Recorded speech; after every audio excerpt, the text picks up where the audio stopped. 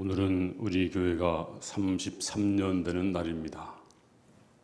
먼저 하나님께 감사와 찬양과 영광을 올립니다. 오늘 33년을 맞이하면서 다시 한번 우리 교회가 어떤 곳인가, 이 질문은 계속해서 필요한 질문입니다. 우리 교회는 늘 교회의 본질을 찾아야 됩니다. 그리고 날마다 개혁하는 교회가 바로 우리 교회입니다. 하지만 한 가지 분명한 사실은 교회를 어떤 세속적인 관점에서 평가할 수는 없다는 것입니다. 소가 뿔이 있습니다. 뿔이 있다고 해서 다 소는 아닙니다. 교회가 사랑을 말합니다. 사랑을 말한다고 해서 그것이 곧 교회는 아닙니다.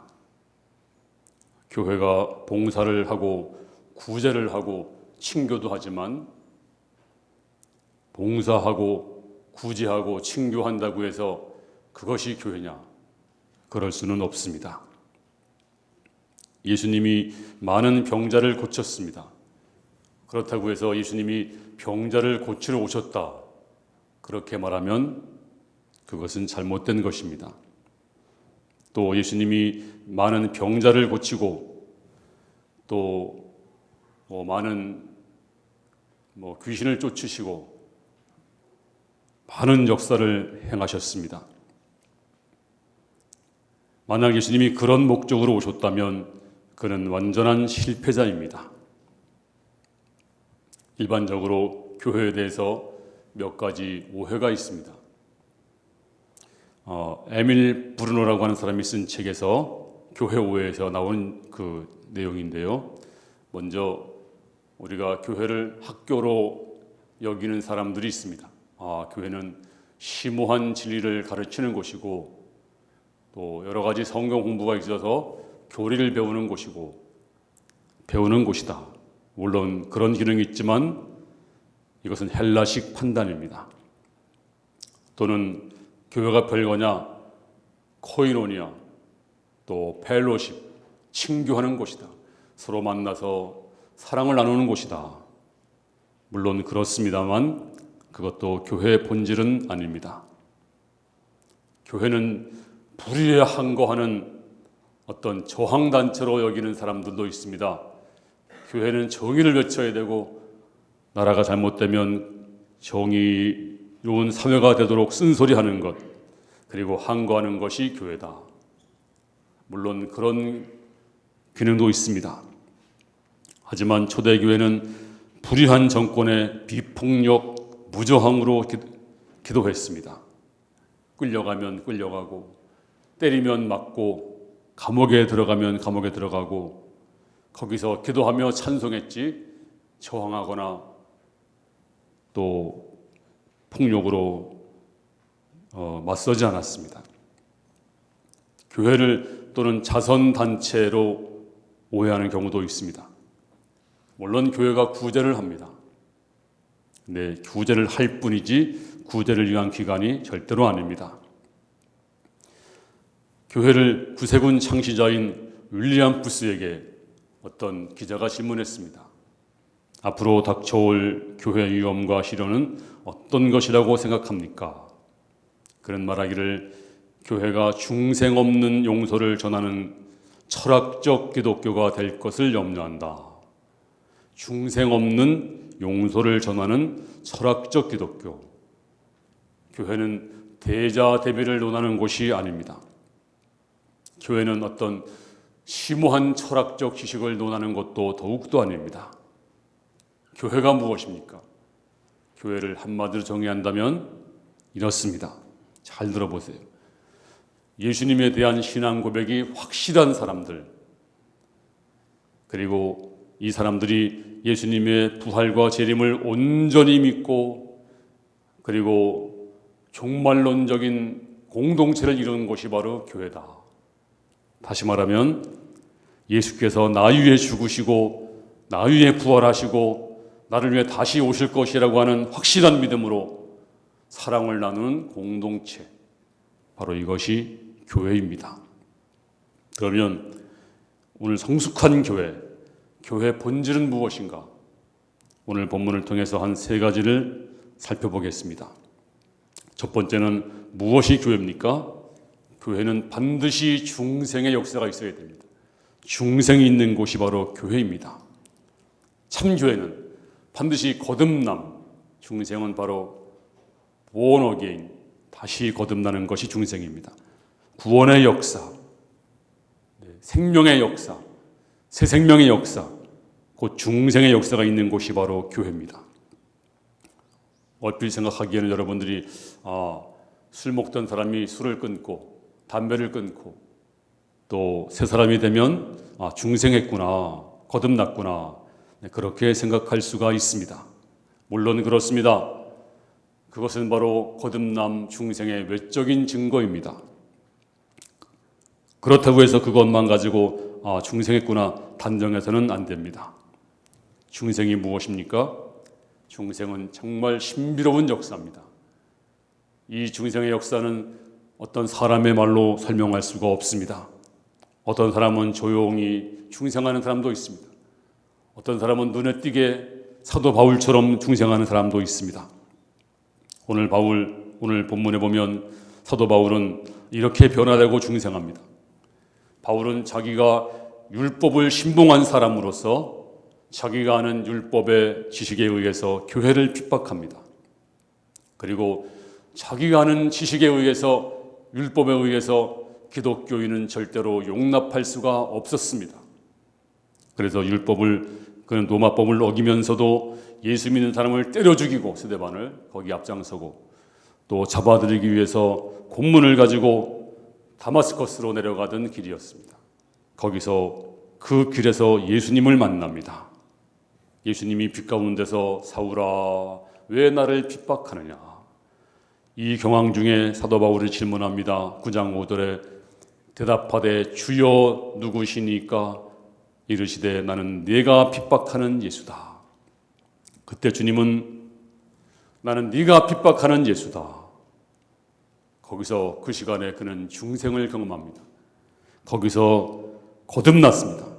순간적으로 그의 생각, 그의 마음, 그의 가치관, 인생 목적이 완전히 변했습니다. 지금까지는 율법 중심으로 예수를 보고 율법에 의해서 살아갔는데 지금은 예수님에 의해서 율법을 보고 예수님에 의해서 세상을 보고 예수 중심으로 그런 사람이 되었습니다. 그리고 그는 그 순간 완전히 거듭나고 중생을 하고 완전히 거듭난 백성으로 변화되었습니다. 여러분들이 먹던 거를 안 먹고 조금 생활이 바뀌고 물론 이것도 중생의 한 단면입니다. 중생이 무엇입니까? 예수를 만남으로써 이루어지는 신비로운 생명의 변화, 완전한 변화, 이것이 바로 중생입니다. 예수 믿는 것이 무엇입니까? 어떤 분은 나는 모태신앙입니다. 모태에서는 예수를 믿을 수 없습니다. 분명한 사실은 어느 때라도 여러분들이 주님과 1대1로 만나는 중생의 역사 반드시 있어야 됩니다. 이거 없이 그냥 무감각하게 수십 년을 다녀도 직분을 받아도 그를 크리스찬이라 말할 수는 없습니다. 어느 한순간에 여러분들이 부딪혀야 됩니다. 그리고 정말로 주님이 내 주님, 나의 모든 것, 그리고 내 가치관, 내 목적이 완전히 변화되어야 됩니다. 이렇게 중생을 체험하고 중생한 사람은 이제 지난 날에서 완전히 돌아섭니다. 바로 이것이 회개입니다. 옛사람은 죽고 새사람이 되었습니다. 그리고 믿음으로 이제 모든 것이 변해서 살아가는 사람, 바로 중생입니다. 교회가 무엇입니까? 교회가 불의한 거하고 구제하고 친교하고 물론 그것도 교회지만 중생의 역사가 없으면 교회가 아닙니다. 새 생명의 탄생이 없으면 교회가 아닙니다. 죄인들이 말씀을 듣다가 가슴을 치면서 어찌할꼬 회개하는 것이 바로 교회입니다. 그리고 주님이 살아계셔서 강력하게 성령으로 역사해서 말씀을 듣는 성도들에게 그 가슴 속에서 역사하는 것, 바로 이것이 교회입니다. 아무리 시설이 화려하고 그리고 교회가 정의를 외치고 정부의 옳은 소리를 하고 교회가 도덕군자 길을 제시해도 주님이 살아계셔서 중생의 역사, 새 생명의 역사가 없으면 그것은 교회가 아닙니다. 교회는 시설이 없어도 정의를 외치지 못해도 선행과 구제를 못한다고 하더라도 세상 철학을 몰라도 반드시 영원 구원의 역사가 있는 곳, 그것이 교회이고 바로 이것이 교회의 본질이고 이것이 바로 교회 존재의 목적이고 예배 시간마다 여러분들이 우리 교회는 새 생명의 역사, 거듭남의 역사, 구원받는 역사, 어두운 영혼이 주님을 만나는 역사, 바로 이것이 교회입니다. 이렇게 되기를 바랍니다.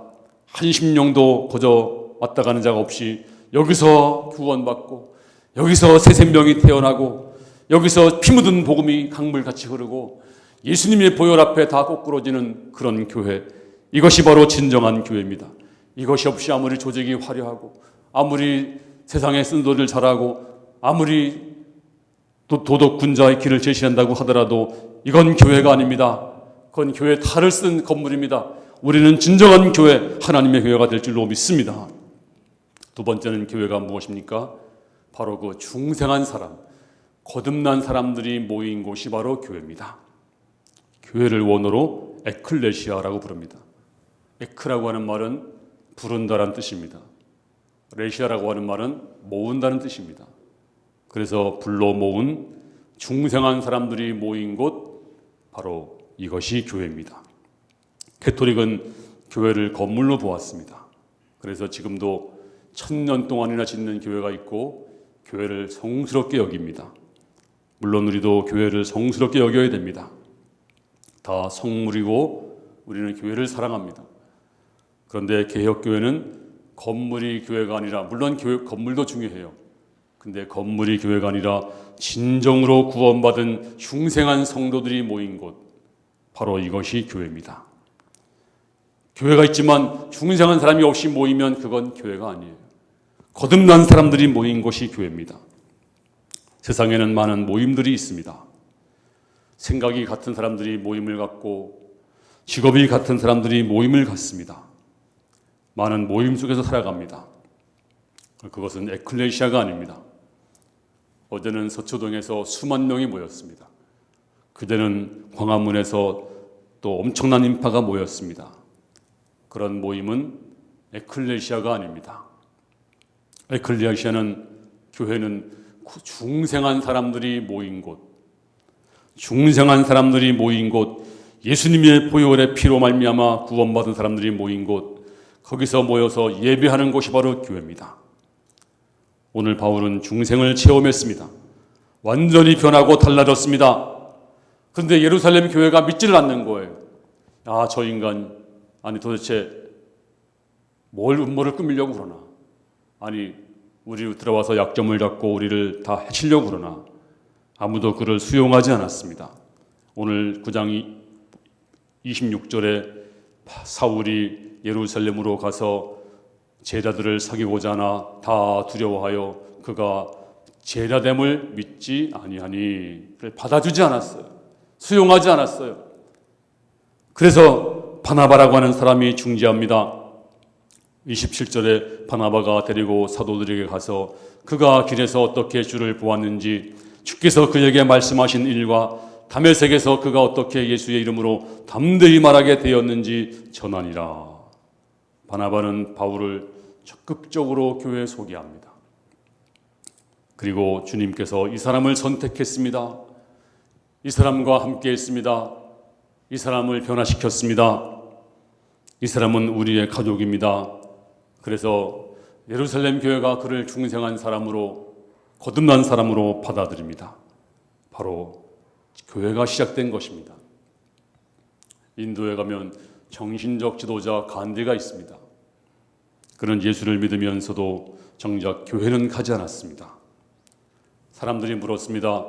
당신은 그렇게 주님을 높이 찬양하면서 왜 교회를 나가지 않습니까?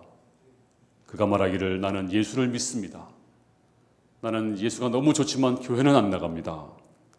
그 이유가 이렇습니다.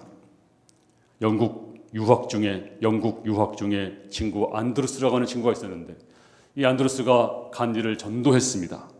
정말 친절하게 대해주고, 그리고 많은 시간 성경을 가르쳐주고 그와 함께 시간을 보냈습니다. 드디어 간디가 예수님을 영접하고 교회로 갔습니다. 그랬더니 예배당 안내자가 문지기가 그를 유색인종이라고 밖으로 쫓아버렸습니다. 사정사정해도, 친구가 사정해도 그를 교회로 들여보내지 않았습니다. 교회가 수용하지 않은 겁니다. 그 이후로 그는 교회를 가지 않았다고 합니다. 교회가 그를 형제로 받아들이지 않았습니다. 누가 누구를 심판합니까? 우리 교회도 오래전에 한 권사님을 이제 임명을 하려고 했습니다. 그랬더니 전화가 왔습니다. 목사님, 임명하면 안 됩니다. 교인들이 수군수군 됩니다. 왜요? 그분이 옛날에 이혼한 전력이 있습니다. 어떻게 이혼한 사람이 권사가 됩니까? 하나님의 성스러운 이 직분을. 그래서 제가 누가 누구를 심판할 것입니까? 다 죄인입니다. 그런데 기그리지 마시고 하나님 앞에 우리가 겸손해야지 누가 누구를 심판합니까? 그렇습니다. 성도들의 진정한 모임, 바로 에클레시아 교회입니다. 친분으로 이루어진 것이 아닙니다. 예수 때문에 내가 나를 사랑하고, 예수 때문에 내가 저를 사랑하고, 우리 모두가 하나 되어서 형제 자매가 되는 곳, 바로 이것이 교회입니다. 그리고 구원받는 사람이 다 모여서 영적인 가족을 이루는 곳, 바로 사랑의 모임이 교회입니다. 또 하나의 영적인 가족, 그리고 천국, 작은 천국, 천국처럼 즐겁고 천국처럼 기쁘고 만족한 곳이 바로 이 교회입니다. 우리가 중생하면 한 가족이에요. 그리고 거듭나면 한 가족으로 모입니다. 왜 그럴까요? 한 아버지가 한 아버지이기 때문입니다. 그래서 복음을 들으면 우리가 할아버지도 하나님 아버지, 아버지도 하나님 아버지, 아들도 손자도 하나님 아버지가 됩니다. 로마서 8장 15절에 너희는 다시 무서워하는 종의 영을 받지 아니하고 양자 영을 받았으므로 우리가 아빠 아버지라 부르짖느니라. 요한복음 로마서 8장 15절 말씀. 그렇습니다. 우리 모두는 예수 믿는 것이 무엇일까요? 하나님 한 아버지를 모시고 있습니다. 동일한 아버지. 그래서 우리는 한 가족이고 에클레시아입니다. 중생한 사람들이 모여서 한 아버지를 모시고 있으니 얼마나 우리가 주님 안에서 하나 가깝겠습니까? 뿐만 아니라 우리 모두는 예수님의 한 피로 구원받은 형제들입니다. 한 피로. 우리 주 예수님께서 십자가 지심으로 그 피 흘림으로 우리가 전부 구원받은 형제 자매들입니다. 요한일서 1장 7절에 그 아들 예수의 피가 우리를 모든 죄에서 깨끗하게 하실 것이요. 우리는 예수의 피로 맺어진 형제 자매들입니다. 그렇기 때문에 우리는 천국, 작은 천국, 영적인 가족입니다. 뿐만 아니라 우리 모두는 한 성령을 받았습니다. 내가 받은 성령, 여러분이 받은 성령 다르지 않습니다. 다 똑같은 성령을 받았습니다. 세상에서도 이념이 다르고 생각이 다르면 함께하기 얼마나 어려운지 아십니까? 싸움이 있습니다. 밥그릇 싸움이 제일 쉬워요. 밥그릇 싸움은 밥그릇을 나눠주면 됩니다. 노조와 또 사용자가 싸웁니다. 왜 싸우는 겁니까? 월급 더 달라고. 그래서 더 주면 되고요. 조정을 하면 됩니다. 그러면 또 아무 문제 없어요. 문제는 비전의 싸움, 비전 싸움. 더 노골적으로 말하면 사상 싸움인데, 사상 싸움은 죽어야 끝나는 겁니다. 이제 사상이 같은 사람끼리 모입니다. 집단을 이룹니다. 집단 이루면 어떻게 되는지 아세요? 상대방은 원수가 됩니다. 상대방은 절대로 상종하지 못할 원수가 됩니다. 절대로 화합이 안 됩니다. 평생도록 공격하고 살아야 됩니다. 그 싸움은 끝나지 않습니다. 생각이 다르고 이념이 다르면, 성향이 다르면 함께하기가 어려운 것입니다. 하지만 여러분, 저와 여러분들은 한 성령을 받았습니다. 한 영을 받았습니다. 영이 다르면 하나가 되지 못합니다. 로마서 8장 14절에 무릇 하나님의 영으로 인도함 받는 그들은 곧 하나님의 아들이라. 성령이 친히 우리 영으로 더불어 우리가 하나님의 자녀인 것을 증거하시나니. 그렇습니다. 우리가 예수 믿고 중생하면 성령이 우리 안에 들어오십니다. 그리고 들어오셔서 우리를 깨닫게 하시고 인도하시고 은사를 주시고 하나님의 자녀가 되는 확신을 주시는 줄로 믿습니다. 성령이 여러분 안에 있습니다. 우리 모두가 하나인 줄로 믿습니다. 그러므로 교회에 나오면 한 아버지를 아버지라 부르고, 그리고 한 주님의 피로 구원을 받았고 한 성령을 받은 사람들이기 때문에 왠지 친근감이 듭니다. 그래서 우리는 에클레시아, 주님 안에서 한 형제 자매가 되었습니다. 그래서 우리는 이 교회 안에서 아름다운 진정한 친교를 누립니다. 아름다운 사랑이 오가는 곳입니다. 그래서 교회 오면 즐겁고 행복한 곳이 바로 교회입니다. 바로 이 놀라운 아름다운 교제가 저와 여러분과 함께하기를 바랍니다. 마지막 세 번째는 왜 한 가족일까요? 또 하나는 영광을 누릴 귀한 형제 자매들이기 때문에 이제 영원을 함께 누릴, 여기서 함께하지만 영원한 천국에서 영원을 함께 누릴 바로 형제 자매들이기 때문에 우리는 이제 하나 되고 그리고 한 교회인 것입니다. 고린도전서 15장 53절에 이 썩을 것이 불갑을 썩지 아니할 것을 입겠고 이 죽을 것이 죽지 아니함을 입으리로다. 그러므로 우리는 서로 우리 몸은 이제 영원한 천국에서 영생을 누릴 사람들이기 때문에 옆에 있는 사람들 보통 사람들이 아닙니다. 천국에서 영원을 함께할 분들입니다. 그러므로 사랑해야 됩니다. 그러므로 존경해야 됩니다. 그러므로 영적인 가족으로 서로 섬겨야 됩니다. 교회는 어떤 곳입니까? 덜 귀한 사람도 없고 더 귀한 사람도 없습니다. 어른도 어린이도 다 귀하게 여김받는 곳이고 부자도 가난한 자도 배운 자도 못 배운 자도 그 한 사람도 빠짐없이 배척받는 곳이 아닙니다. 교회는 이제 거룩한 성령을 모신 곳입니다. 그러므로 에클레시아 조금 올려보세요. 전체적으로 올려보세요. 이제 마지막 세 번째 결론을 말씀드립니다. 조금 더 올려보세요. 조금 더 올려보세요. 조금 더. 하나, 둘, 넷. 마지막 세 번째는 선교가 있어야 교회입니다. 이제 사도 바울은 예수를 만나자마자 그 다음 날부터 바로 전도를 시작합니다. 오늘 본문 있는 18절에 즉시 사울의 눈에서 비늘 같은 것이 벗겨져 다시 보게 된지라. 일어나 세례를 받고 음식을 먹음에 강건하여 지니라. 사울이 다메섹에 있는 지도자들과 함께 며칠 있을새 20절 즉시로 각 회당에서 예수가 하나님의 아들이심을 전파하니. 구원받자마자 예수를 만나자마자 즉시로 회당에서 예수가 하나님의 아들이시다. 불과 얼마 전까지만 하더라도 예수를 믿는 자를 잡아 죽이고 그리고 이를 갈던 사람이 중생하자마자 바로 예수를 증거합니다. 그냥 있을 수가 없었습니다. 예수가 하나님 아들이시다. 듣든지 안 듣든지 목이 터져라고 외치는 전도자가 됩니다. 누가 알아주든지 안 알아주든지 내가 만난 예수 홀로 간직할 수가 없었습니다.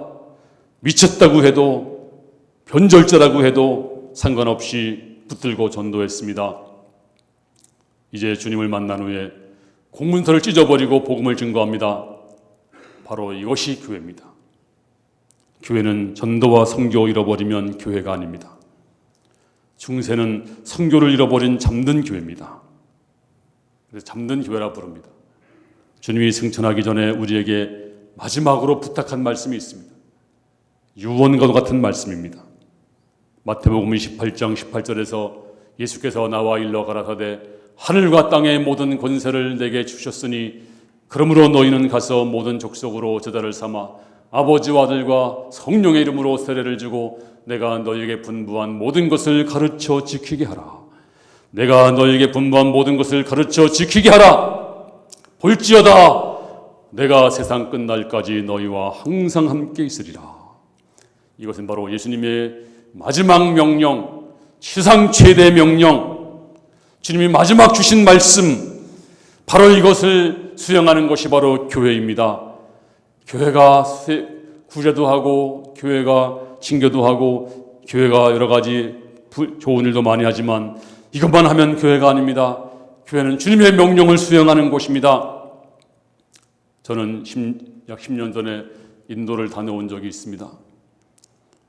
배낭여행을 했는데 너무 고생해서 다시는 인도 가지 않겠다고, 음식이 안 맞으니까 설사가 나서 한 달 내내 설사를 하면서 고생을 했습니다.